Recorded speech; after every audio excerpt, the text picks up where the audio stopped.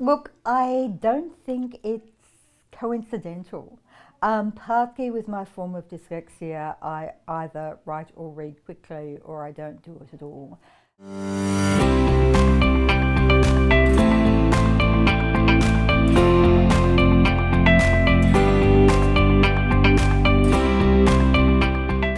Jackie, so good to have you on the show. I can't believe that you have dyslexia, but you've written, what is it, close to 200 books? Or more. Look, I don't think it's coincidental. Partly with my form of dyslexia, I either write or read quickly or I don't do it at all. But also too, if you're dyslexic, you either sink or swim. If you're dyslexic, it is going to be harder and you learn to be very, very determined. And I think it's that too. I think that's why you get so many extremely successful dyslexics. You learn to be good and never, ever, ever give up. So at what age did you realise, hang on, I'm having a little bit of trouble here with spelling, writing, reading, and you made the switch in your head that said, I'm not going to let that stop me? It would have been my first year at school. I was really lucky. We lived with my great-grandmother until I was 3.5, and great-grandma was married to a teacher, and back then, of course, if you're married to a teacher, you also teach. So in retrospect, she must have taught me how to read and taught me very well, because I could read by the time I went to school, but I couldn't read a single word on the board. And I snuck into the library in my first year at school and I found Black Beauty and I started to read it and read it really quickly because I wanted to find out what happened to the horse. And I remember my teacher and headmistress standing there over me trying to work out how a kid who couldn't read Run, Spot, Run was ripping page after page after page to try and find the ending of the book. And they were the ones who realised that there was a problem. I wasn't dumb, I wasn't daydreaming, I wasn't lazy. There was a problem. Now, Miss Davies was extraordinary. Back then you only had to study for 2 years to be a teacher. You could leave school at 17. She was probably only about 19 or 20 years old. It was her first year of teaching. But by the end of the 2 years we had as every single kid in that class knew how to read and how to write. But in my case, the spelling was what you might call extremely original. In fact, my spelling still is original, but luckily computers can spell check. And my writing is, well, even I can't really read my writing easily. But then again, computers are very, very good at writing neatly. So tell me, you wrote your first book, and were you hesitating at putting it forward to a publisher? How did that all unfold? Look, I'd always wanted to be a writer, and that was also one of the things that really saw me through at school. By year 2, if the class had behaved themselves, I was allowed to tell them a story for the last 15 minutes of school. So it really helped. The fact I could tell good stories meant no one thought I was dumb. And that really, really saved me right through school. But everyone also said, no dear, you cannot make a living being a writer in Australia, do something else. So I became a farmer and I went broke. And I was really, really broke. My marriage had broken up. I was a single parent living in a shed in the bush with no running water in a drought. And I needed $106.44 to register the car. And I could think of no way of getting it. But a friend who was a freelance journalist said, look, send some writing off. So I sent a story about lyrebirds to the Canberra Times, a story about scale to a farming magazine, and a book called Rainstones to Angus and Robinson because they began with A, so they're the first one in the phone book. But I wrote it on a really old typewriter I'd found at the dump. I wrote it on the floor. And every night the wombat Smudge hated it. He really hated that typewriter. He'd leave his droppings on it. Oh. And after 3 months of wombat droppings on the keyboard, the letter E was all soft and squishy. So I had to write Rainstones without letter E. I had to fill in all the E's with biro. And I heard years later the editor who picked it out, look at this everyone. It was the worst spelt, messiest book they'd ever seen. And she took it in the middle of the office to read it aloud to everyone because they assumed it would be unintentionally, hilariously badly written. And she read the first paragraph and the second paragraph. And then there in the office, she read the entire book aloud and went back to her office and rang me up and offered me $200 to publish it. What a great story. Back then, and you could pay for your car. well, I not only paid for the car, but it was shortlisted for 2 major awards, the CBC Award and the Premier's Award. Angus and Robertson said they would publish whatever I wanted to write. I don't think they really realised I was going to write as many books as I have, but that was about 30 years ago. So you've stuck with them the whole way because they believed in you from the start? Well, also too, they've stuck by me, but it also works really well when you know an editorial team. They know they can tell you this does not work, and you're not going to argue. It's a lot easier when you can simply say, look, Lisa knows best. If Lisa says change it, don't even think about it, do what your editor says. And having a relationship like that with an editorial team is wonderful. It really is good. Where does all this inspiration come from? Because are you just writing back-to-back books? Is it something you get an idea and you just have to scroll it out in a hurry, or how does it work? Not quite like that. Every few years we work out the timetable of the books I'll write for the next 4 or 5 years. But it's also I love history, I love stories, I love listening to people's stories. I grew up with stories. Look, Grandma was a storyteller, Great-Grandma was a storyteller. The stories I loved best from Great-Grandma and Grandma were, tell me a story about when you're a little girl. But then Great-Grandma had done that too, so she was telling me stories about her Great-Grandma when she was a little girl. And there were stories that went back to 1840 or 1740. These incredible stories just passed down from woman to woman to woman through our family. So I grew up with stories, and most of my books are based on stories people have told me, bits of research. I don't deliberately research the books, but I follow whatever is fascinating, and then maybe 10 years later suddenly you realise this is the book that's got to be written.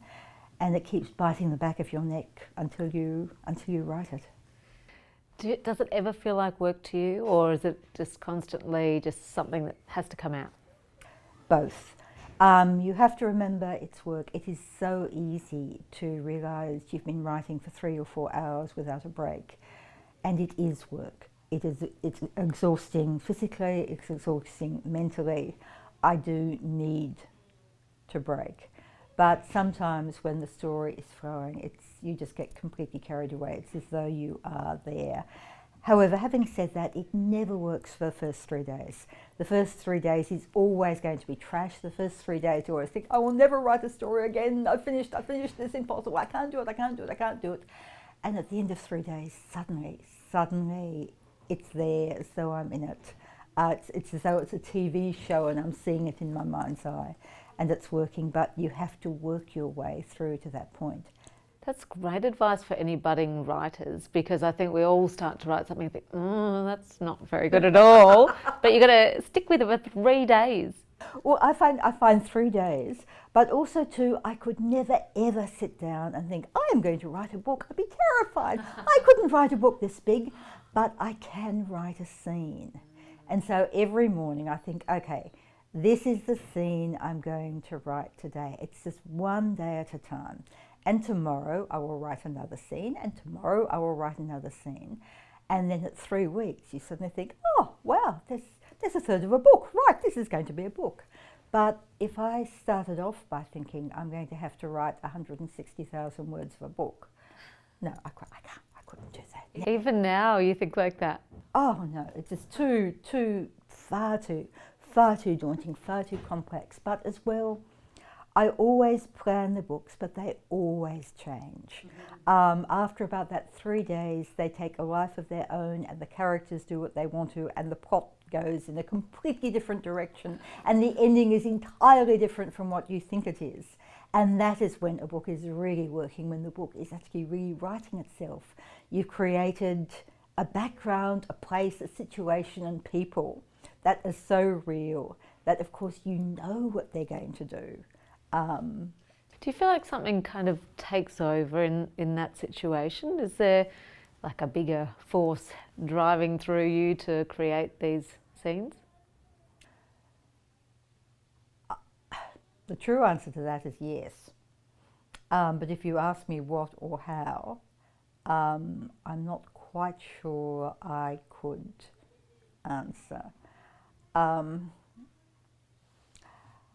Yes, there is a point at which I think these are books that need to be written. People read for all sorts of reasons. I do often write about, well, really resilience. I think when times are at their hardest, humans are capable of the greatest courage, compassion and invention. And I think that's important for young people to know that we are descended from survivors. We are descended from those who survived the ice ages, plagues, wars. We're either descended from warriors or people who are good at running very fast indeed, or people who are good at smiling and saying, hello, we don't speak the same language, but if we cooperate, we might be able to escape the volcano together. Humans are good at challenges, and this, I think, is in a lot of my books, that yes, hard things happen, but if you work together, if you still see the beauty amongst everything, if you see at least 5 things of joy every day, no matter what is happening, there are always 5 things of joy that you can see or do, then you can get through it. But there are other books as well where you need to escape, and a book is a wonderful way to do that. There is another universe between the covers. I've got a whole bookcase at home, and they're the books that look, if a member of the family has to go to hospital or there's a bushfire, if there's some reason why you really need an escape, okay, grab half a dozen of those books and you're right, you can escape. So Jackie, why do you think it's so important to get out and actually talk to the kids in school? Kids have got an extraordinary wisdom. When I wrote Hitler's Daughter, for example, it's a book of questions. I always wondered, how did Hitler manage to convince so many people to do such extraordinary evil things? And then I received a letter from a 14-year-old boy from a school for severely handicapped kids. It was the first book he'd read, the first letter he had ever written, and it just said, Dear Jackie French, what I have learned from your book is to be very wary of anyone who makes you angry. Love, James. Wow. He got it. How profound. He'd got it. Be very wary of anyone who makes you angry, whether it's in the playground or whether it's a politician, because they are getting control over you. Be very wary. Hatred is contagious, and I'd been looking for that since I was 10. And here is this kid who had actually given me the answer. But I realised, as soon as I read that, I realised, but of course, kindness is contagious too. Be kind, and other people will be kind as well. So it's the balance. Well, it sounds like you're getting so much wisdom through your books out to, I mean, there's lots of children's books you've written, but also adults. You're just sharing what you've gone through and the hardships you've gone through, because life has been hard, hasn't it, along the way? Yes, life has been extremely hard at times, but it's funny. some of the things that the kids think are the hardest. I remember one school where I mentioned giving in a shed with no running water, etc., etc. Oh, it's terrible. But it was wonderful fun.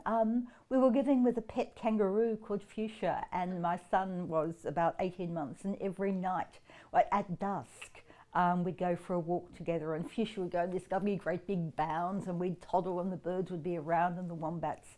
And it was beautiful. And then coming back, we'd pick the corn and the tomatoes and things for dinner. To the kids, it sounded like absolute hideous poverty, but for me, remembering it was beautiful. It sounds like you have an amazing ability to find the joy in any situation. I think there comes a time where, consciously or subconsciously, you actually have to choose. Am I going to wallow in the bad, or am I going to find the joy? I still remember actually the words of one incredible Holocaust survivor. And he said it was the morning his son was born, and he looked at his son in his arms, and he realized he had no room in his heart to love him because it was filled with hate. And he said, I made a vow that morning that I will be a man of love. I will be a man of love for my son. And he said, it's not easy. He said, when bad things have happened to you, sometimes every morning you have to make that vow again. I will be a person of love, not hate. I will do it for my son. I will do it for children. I will do it for myself. That if you don't forgive, you end up carrying the horror with you for the rest of your life. If you can leave it behind, if you can forgive, if you can look up at the beauty of the sky, if you can look at a child's smile, it's probably no accident, I think, too, that so many of my books are for kids, even though I write for adults as well. Looking at the way a child's smile grows as they read a book, looking at the sense of growing wonder, waiting for that first giggle as they read a book, and you know the giggle is coming, and then suddenly it erupts. It's magic. It is sheer magic. Children have got such an extraordinary capacity for joy. But also too, they've got complete honesty. A kid will never, ever, ever tell you they like a book if they don't. Some of the letters I treasure most of all are, the rest of the class liked your book, but I fell asleep. Love, Jason. It's a reality check. It is. No, they are completely honest, and that is also good too. And talking to kids, you do know what works. But also too, it is so surprising, it is so easy to underestimate kids. People think that short funny books are what kids like most. But when you ask what people loved as a child and remember, they're usually not the short funny books, they're the complex books that they loved. These are kids who are probably watching Game of Thrones on someone's illegally downloaded device. And we're expecting them to read Run, Spot, Run, or what have you, and they are not satisfied. Kids like moral questions, and talking to kids reminds you of that. It reminds you that they really like complex books and complex ideas. They may not be able to read it, but we're losing our readers often around about 6. We read to them, then we say, oh, you're a big boy or girl, you can read it yourself. But they're not capable of reading books like Lord of the Rings or the kind of books which they'd really find satisfying. And that's when we lose them as readers. The important thing to tell kids and adults is that most books are boring. I don't want to read about the sex life of cricketers. I don't want to read about politicians unless they've been dead for at least 20 years. I don't want to read about zombies. I don't want to read the kind of books where one guy saves the world from nuclear disaster while hopping on one foot with a Kalashnikov through the Sahara Desert. There are an awful lot of books I don't want to read. We need to teach kids that yes, reading is good for you. Reading actually does make you more intelligent. But a book is not a crocodile. It will not snap your fingers off if you close the pages and don't read it. If it's boring, find another one. There are tens of thousands of books that you will love, but if it's boring, put it down and get another one. And I bet kids that there is a magic book that either their teacher or their librarian or as a last resort, I can find them a book that is so good they cannot bear to stop reading. And if we can't find it, I will send them either $5 or a packet of very good chocolate frogs. And I started doing that in 1914 as Children's Laureate, and I thought, okay, I'll do it for 3 months, then I'll be broke. I have yet to send off $5 or chocolate frogs even to those revolting little boys who plot to be 10 kids so they'll get $50. In every single case, we have been able to find books that they love so much. They don't want the money or the chocolate frogs, they just want another book and another book. The magic book is there. And if you think books are boring, you just haven't met the right one to fall in love. That is such great advice. Can you help me? Where's one of yours? Well, the answer probably is what do you like best, or do you prefer not to actually say on camera? What was it about sex and cricketers? No, I'm joking. Don't worry, there are an awful lot of books on sex and cricketers. Find a really good librarian, say sex and cricketers, and I'm sure they've got an entire bookcase. So basically find a topic you're passionate about and then hunt that book down. Yep, or for that matter, find a really good librarian or teacher librarian and whisper, sex and cricketers. I'm just going to call you, Jackie. Actually, I was at the opening of a mobile library a couple of months ago, and there was actually a really old guy who'd come to get the books for his wife, who was in her 80s, and explained about books. She was too crook with arthritis, and do you think she'd like this one? I said, oh, well. He said, has it got sex in it? And I said, well, yes, it's got quite a lot. Oh, that's all right then, she'll like this one. Oh! Well, yep, Well, the librarian will have heard it all. Sex and cricketers, that's fine. Very good. Thank you so much, Jackie. It's been a pleasure. Absolute pleasure. If you enjoyed that video, don't forget to like and subscribe so that we can keep you up to date with all our latest content.